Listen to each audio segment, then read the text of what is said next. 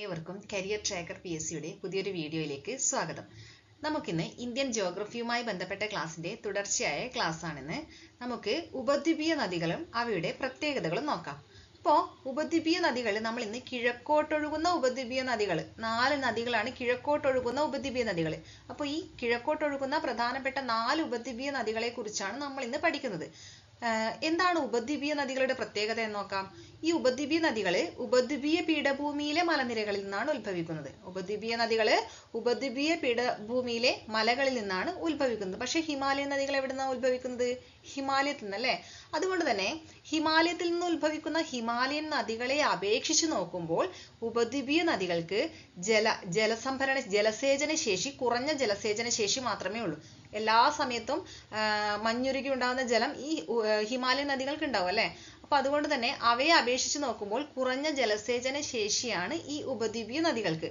മാത്രവുമല്ല ഇവയുടെ താരതമ്യേന വിസ്തൃതി കുറഞ്ഞ വൃഷ്ടി പ്രദേശമാണ് ഈ ഉപദ്വീപീയ നദികളുടേത്. അതുപോലെ തന്നെ കാഠിന്യമേറിയ ശിലകളിലൂടെ ഒഴുകുന്നതിനാൽ ഇവ അഗാധ താഴ്വരകൾ സൃഷ്ടിക്കുന്നില്ല. ഇവയുടെ ഒഴുക്ക് ഹിമാലയൻ നദികളെ അപേക്ഷിച്ച് നോക്കുമ്പോൾ താരതമ്യേന ഒഴുക്കിന്റെ വേഗത കുറവാണ് എന്നാണ് പറയുന്നത്. മാത്രവുമല്ല ഉൾനാടൻ ഗതാഗതത്തിന് സാധ്യത താരതമ്യേന കുറവാണ്. ഉൾനാടൻ ജലഗതാഗതത്തിന് സാധ്യത താരതമ്യേന കുറഞ്ഞ നദികളാണ് ഈ ഉപദ്വീപീയ നദികൾ. അപ്പോൾ കിഴക്കോട്ടൊഴുകുന്ന പ്രധാനപ്പെട്ട 4 ഉപദ്വീപീയ നദികളാണ് ഗോദാവരി, കൃഷ്ണ, മഹാനദി, കാവേരി എന്നിവ പറഞ്ഞു. നമുക്ക് ഇവ ഓരോന്നിന്റെയും പ്രത്യേകതകൾ എന്തൊക്കെയാണെന്ന് നോക്കാം. ആദ്യത്തേത് ഗോദാവരി നദി. അപ്പോൾ നമുക്ക് ഗോദാവരി നദിയാണ് ഏറ്റവും നീളം കൂടിയ ഉപദ്വീപീയ നദി. അതിനു മുന്നേ തന്നെ ഈ ഉപദ്വീപീയ നദികളെ പ്രധാനമായും 3ആയി തരംതിരിച്ചിട്ടുണ്ട്. അവ ഒന്ന് കിഴക്കോട്ടൊഴുകി ബംഗാൾ ഉൾക്കടലിൽ ചേരുന്നവ. കിഴക്കോട്ടൊഴുകുന്ന ഉപദ്വീപീയ നദികള് എവിടെയാണ് ചേരുന്നത്? ബംഗാൾ ഉൾക്കടലിലാണ് ചേരുന്നത്.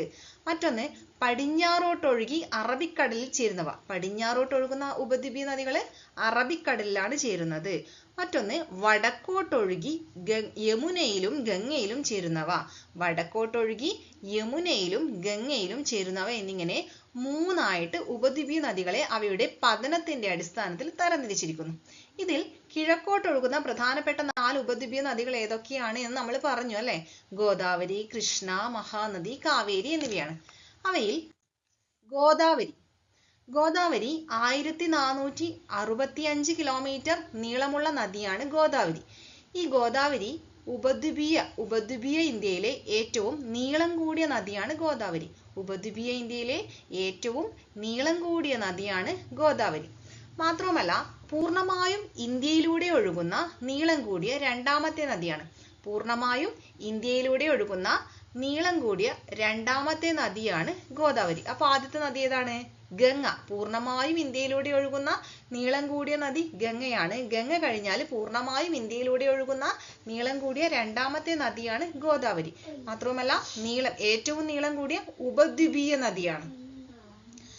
അതുപോലെ ഈ ഗോദാവരി ഉത്ഭവിക്കും. നമ്മൾ പറഞ്ഞു ഉപദ്വീപീയ നദികളെല്ലാം മലനിരകളിൽ നിന്നാണ് ഉത്ഭവിക്കുന്നത് എന്ന് പറഞ്ഞു അല്ലെ. അപ്പോ ഈ ഗോദാവരി നദി ഉത്ഭവിക്കുന്നത് മഹാരാഷ്ട്രയിലെ നാസിക് ജില്ലയിലെ ത്രയംബക കുന്നുകളിൽ നിന്നാണ്. മഹാരാഷ്ട്രയിലെ നാസിക് ജില്ലയിലെ ത്രയംബക കുന്നുകളിൽ നിന്നാണ് ഈ ഗോദാവരി നദി ഉത്ഭവിക്കുന്നത്. ഗോദാവരി ദക്ഷിണ ഗംഗ, തെക്കൻ ഗംഗ, ദക്ഷിണ ഗംഗ, വൃദ്ധഗംഗ എന്നിങ്ങനെ അറിയപ്പെടുന്നു. ഈ പേരുകൾ പല പ്രാവശ്യം പരീക്ഷകളിൽ ആവർത്തിച്ചതാണ്. ദക്ഷിണ ഗംഗ എന്നറിയപ്പെടുന്ന നദിയേത്? വൃദ്ധഗംഗ എന്നറിയപ്പെടുന്ന നദിയേത്? കാവേരി നദിയുടെ മറ്റൊരു പേരെന്തെന്നൊക്കെ സാധാരണയായി ചോദിച്ചു കാണുന്നതാണ്. ദക്ഷിണ ഗംഗ, വൃദ്ധഗംഗ എന്നിങ്ങനെയൊക്കെ അറിയപ്പെടുന്ന നദിയാണ് ഗോദാവരി. അതുപോലെ ഗോദാവരിയുടെ പ്രധാനപ്പെട്ട പോഷക നദികൾ പഠിച്ചു വെക്കണം. പ്രാൺഹിത, ഇന്ദ്രാവതി, ശബരി, മഞ്ജീര, വാർധ. പ്രാൺഹിത, ഇന്ദ്രാവതി, ശബരി, മഞ്ജീര, വാർധ. അതുപോലെ ഈ ഗോദാവരി നദീതീരത്തുള്ള പട്ടണങ്ങളാണ് നാസിക്, രാജമുന്ദ്രി, നിസാമാബാദ്. നാസിക്, രാജമുന്ദ്രി, നിസാമാബാദ് എന്നിവ ഗോദാവരി നദീതീരത്തുള്ള പട്ടണങ്ങളാണ്. അതുപോലെ ഗോദാവരി നദിയിൽ ഒരു ഇന്ത്യൻ വെള്ളപ്പൊക്കത്തെ നിയന്ത്രിക്കാനുള്ള ഒരു പദ്ധതിയുണ്ട്, പോച്ചമ്പാട് പദ്ധതി. അതിനൊരു മറ്റൊരു പേരാണ് ശ്രീരാമസാഗർ പദ്ധതി. പോച്ചമ്പാട് പദ്ധതി സ്ഥിതി ചെയ്യുന്നത് എവിടെയാണ്? ഗോദാവരി നദിയിലാണ്, നിസാമാബാദ് ജില്ലയിലാണ്. അതുപോലെ നിസാം സാഗർ പദ്ധതി ഗോദാവരിയുടെ പോഷക നദിയായ മഞ്ചീര നദിയിലാണ് നിസാം സാഗർ പദ്ധതി സ്ഥിതി ചെയ്യുന്നത്. അപ്പോൾ ഈ രണ്ട് പദ്ധതികളാണ് പ്രധാനമായും ഗോദാവരി നദിയിലുള്ള ജലസേചന പദ്ധതികൾ. മറ്റൊരു നദിയാണ് കൃഷ്ണ നദി. ഉപദ്വീപീയ ഇന്ത്യയിലെ ഏറ്റവും നീളം കൂടിയ നദിയാണ് ഗോദാവരി എന്ന് പറഞ്ഞു അല്ലെ. അപ്പോൾ ഉപദ്വീപീയ ഇന്ത്യയിലെ നീളം കൂടിയ രണ്ടാമത്തെ നദിയാണ് കൃഷ്ണ നദി. കൃഷ്ണ നദിയുടെ നീളം 1400 കിലോമീറ്റർ. ഗോദാവരി 1465 കിലോമീറ്റർ ആണ് എന്ന് പറഞ്ഞു. കൃഷ്ണ നദിയുടെ നീളം 1400 കിലോമീറ്റർ ആണ്. ഈ കൃഷ്ണ നദിയെ കൃഷ്ണവേണി എന്നുകൂടി അറിയപ്പെടുന്നു. കൃഷ്ണ നദി കൃഷ്ണവേണി എന്നുകൂടി അറിയപ്പെടുന്നു. ഈ കൃഷ്ണ നദി ഉത്ഭവിക്കുന്നത് മഹാരാഷ്ട്രയിലെ മഹാബലേശ്വർ കുന്നുകളിൽ നിന്നാണ്. മഹാരാഷ്ട്രയിലെ മഹാബലേശ്വർ കുന്നുകളിൽ നിന്നാണ് കൃഷ്ണ നദി ഉത്ഭവിക്കുന്നത്. കൃഷ്ണൻ മഹാബലവാനാണ് അല്ലെ. പുരാണങ്ങളിലെ കൃഷ്ണൻ മഹാബലവാനാണ്. കൃഷ്ണ നദി മഹാരാഷ്ട്ര മഹാബലേശ്വർ കുന്ന്. മഹാബലവാൻ, മഹാബലേശ്വർ. അപ്പോൾ കൃഷ്ണൻ മഹാബലവാനാണ് എന്ന് ഓർത്താൽ കൃഷ്ണ നദിയും അത് ഏത് സംസ്ഥാനം? മഹാരാഷ്ട്രയിലെ മഹാബലേശ്വർ കുന്നുകളിൽ നിന്ന് ഉത്ഭവിക്കുന്നു എന്ന് നമുക്ക് ഓർത്തെടുക്കാൻ പ്രയാസമുണ്ടാകില്ല. അതുപോലെ കൃഷ്ണ നദിയുടെ പോഷക നദികൾ ഭീമനെ ഓർമ്മിക്കാലോ. അപ്പോൾ ഭീമ, അത് മറക്കൂല എന്ന് വിചാരിക്കാം. മറ്റുള്ളത് നോക്കുക. തുംഗഭദ്ര, കൊയ്ന, മുസി, മാലപ്രഭ. കൃഷ്ണ നദിയുടെ പോഷക നദികളാണ് ഭീമ, തുംഗഭദ്ര, കൊയ്ന, മുസി, മാലപ്രഭ എന്നിവ. അതുപോലെ വിജയവാഡ നഗരം കൃഷ്ണ നദിക്കരയിലാണ്. ഹംപി പട്ടണം അല്ലെ. വിജയനഗര സാമ്രാജ്യത്തിന്റെ തലസ്ഥാനമായിരുന്നു ഹംപി എന്ന് നമ്മൾ ചരിത്രത്തിൽ പഠിച്ചിട്ടുണ്ട്. അപ്പോൾ ഹംപി പട്ടണം തുംഗഭദ്ര നദിക്കരയിലാണ്. കൃഷ്ണ നദിയുടെ പോഷക നദിയായ തുംഗഭദ്രയുടെ കരയിലാണ് ഇത് ഹംപി പട്ടണം സ്ഥിതി ചെയ്യുന്നത്. അതുപോലെ മുസി നദിയെ കുറിച്ച് പറഞ്ഞല്ലോ. മുസി നദി കൃഷ്ണ നദിയുടെ ഒരു പോഷക നദിയാണ് എന്ന് പറഞ്ഞു അല്ലെ. അപ്പോൾ മുസി നദിക്കരയിലാണ് ഹൈദരാബാദ് പട്ടണം. തുംഗഭദ്ര നദിക്കരയിലാണ് ഹംപി പട്ടണം. കൃഷ്ണ നദിക്കരയിലാണ് വിജയവാഡ പട്ടണം. പിന്നെ ഈ കൃഷ്ണ നദിയിലെ ജലസേചന പദ്ധതികൾ ഏതെല്ലാണെന്ന് നോക്കാം. ഒന്ന് നാഗാർജുന സാഗർ, അർജുനൻ അല്ലെ, ഭീമൻ, അർജുനൻ ഇവയൊക്കെയാണ് കൃഷ്ണ നദിയുമായി ബന്ധപ്പെട്ട് വരുന്ന പേരുകൾ അല്ലെ. അപ്പോൾ നാഗാർജുന സാഗർ ഡാം കൃഷ്ണ നദിയിലാണ്. അൽമാട്ടി ഡാം അല്ലെങ്കിൽ അലമാട്ടി ഡാം എവിടെയാണ്? കൃഷ്ണ നദിയിലാണ്. ശ്രീശൈലം പദ്ധതി കൃഷ്ണ നദിയിലാണ്. അപ്പോൾ നാഗാർജുന സാഗർ, അലമാട്ടി ഡാം, ശ്രീശൈലം പദ്ധതി എന്നിവ കൃഷ്ണ നദിയിലെ പ്രധാനപ്പെട്ട നദീതട പദ്ധതികളാണ്. അടുത്തത് മഹാനദി ഛത്തീസ്ഗഡിലെ റായ്പൂരിലെ സിംഹാവ കുന്നുകളിൽ നിന്നാണ് ഉത്ഭവിക്കുന്നത്. ഈ ഉപദ്വീപീയ നദികളൊക്കെ തന്നെ ചെറിയ കുന്നുകളിൽ നിന്നാണ് ഉത്ഭവിക്കുന്നത്. അവയ്ക്ക് ജലസംഭരണ ശേഷി കുറച്ച് കുറവാണ് ഹിമാലയൻ നദികളെ അപേക്ഷിച്ച് എന്ന് പറഞ്ഞു. അതുപോലെ ഈ മഹാനദിയും ഉത്ഭവിക്കുന്നത് ഛത്തീസ്ഗഡിലെ റായ്പൂരിലെ സിംഹാവ കുന്നുകളിൽ നിന്നാണ്. ഈ മഹാനദിയുടെ പ്രധാനപ്പെട്ട പോഷക നദികളെ 4 എണ്ണം പ്രധാനപ്പെട്ടത് ബൈഹാർട്ട് പഠിച്ചു വെക്കണം. ഇബ്, ടെല്ല്, ഷിയോനാഥ്, ഓങ് എന്നിവയാണ് മഹാനദിയുടെ പ്രധാനപ്പെട്ട പോഷക നദികൾ. ഇതിലെ ഇബും ഷിയോനാഥും ഒരുപാട് പ്രാവശ്യം പരീക്ഷകളിൽ ആവർത്തിച്ചു വന്നതാണ്. ഇബ്, ഷിയോനാഥ് എന്നിവ. ഇബ്, ടെല്ല്, ഷിയോനാഥ്, ഓങ് എന്നിവയാണ് മഹാനദിയുടെ പ്രധാനപ്പെട്ട പോഷക നദികൾ. അതുപോലെ കട്ടക് പട്ടണം കേന്ദ്ര നെല്ല് ഗവേഷണ കേന്ദ്രം സ്ഥിതി ചെയ്യുന്നത് കട്ടക്കിലാണ് അല്ലെ. ഒറീസയിലെ കട്ടക്കിലാണ് കേന്ദ്ര നെല്ല് ഗവേഷണ കേന്ദ്രം. ഈ കട്ടക് പട്ടണം എവിടെയാണ്?